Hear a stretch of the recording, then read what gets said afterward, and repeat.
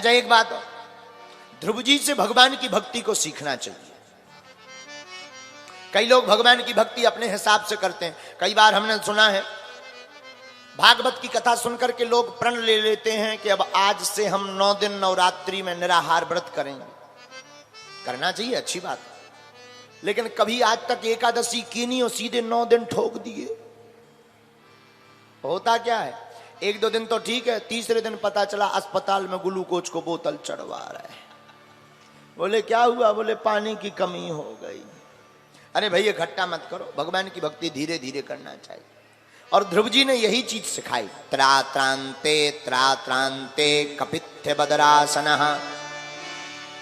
ध्रुव जी महाराज यमुना जी के किनारे बैठकर नियम लिया पहले महीने में, त्रात्रांते कपित्थ बदरासनः। 3 दिन में 1 दिन फलाहार करते हैं। 3 दिन तक कोई फल नहीं, 3 दिन में 1 दिन फलाहार करते हैं। और पूरा 1 महीने तक ध्रुव जी ने गुरु जी के दिए हुए मंत्र का जाप किया। 1 महीना पूरा हो गया, नियम थोड़ा कठोर कर दिया। द्वितीयम चा तथा मासम षष्ठे अर्भको दिने। अब तो थोड़ा और कठोर नियम कर दिया। क्या नियम?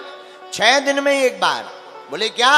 अब फलाहार नहीं, फलाहार बंद कर दिया। तृणपर्णादिविहि, पत्तों को, सूखे पत्ते, बेलपत्र के पत्ते, दूबा, इनको खाने लगे 6 दिन में 1 बार। और दूसरा महीना इसी कठोर साधना के साथ पूर्ण कर लिया। अब तीसरा महीना लगा, साधना का लेवल और कठोर कर दिया, थोड़ा और नियम पक्का कर लिया। 9 में आहनी। तीसरे महीने में क्या? फल भी छोड़ दिए, पत्ता भी छोड़ दिए। अब तो तीसरे महीने में 9 दिन में 1 बार। बोले क्या? अभक्षा, कुछ नहीं खाते, केवल यमुना जी का जल पान करते, जल पीते, वो भी 9 दिन में 1 बार। और 9 दिन तक कुछ भी नहीं पाते। बोलो सीताराम, प्रेम से कहो सीताराम। और जहां तीसरा महीना पूरा हुआ तो चौथा महीना लगा, सोई और कठोर साधना कर दी। चतुर्मपि वै मासम द्वादशे द्वादशो अहिनी। चौथे महीने में थोड़ा और कठोर साधना। बोले क्या? बोले चौथे महीने में तो अब पानी भी, जल भी पीना बंद कर दिया जमुना जी का। क्या पान करते हैं? 12 दिन में 1 बार केवल वायु का आहार करते, श्वास को लेते और छोड़ते, और 12 दिन तक कोई श्वास को नहीं लेते। योग के बल पर खड़े होकर के भगवान का ध्यान कर रहे हैं। जहां चौथा महीना बीतित हुआ, 5वां महीना लगा, सोई ध्रुव जी महाराज 1 अंगूठे के बल खड़े हो गए। पूरे शरीर का वजन ले लिया 1 अंगूठे पर, और जोर से श्वास को भरा।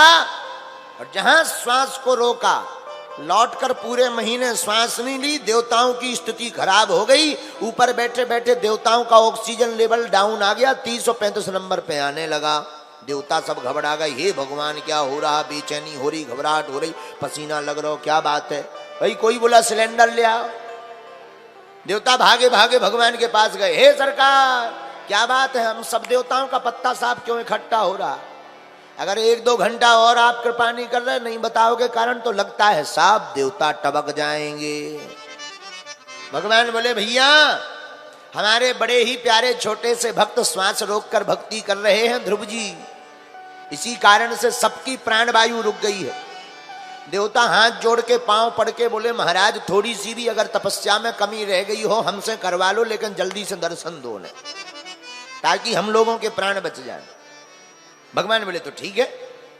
इतना सुनते ही भगवान साकेत धाम से भागे भागे ठाकुर जी ध्रुव जी महाराज के सामने प्रकट हो गए। ए ध्रुव जी महाराज आंखें खोलो, हम आ गए।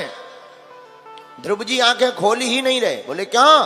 बोले नेत्र बंद करके जो रूप रस सुधा का आनंद भगवान की वह मोहिनी माधुर्य मूर्ति का जो आनंद है, रस है, आस्वादन है, वो अंदर ही अंदर ग्रहण कर रहे हैं। बाहर आ देखने की क्या जरूरत है? देखो भाई, जिसे भीतर से आनंद मिल रहा हो वो दुनिया में आनंद नहीं खोजता है।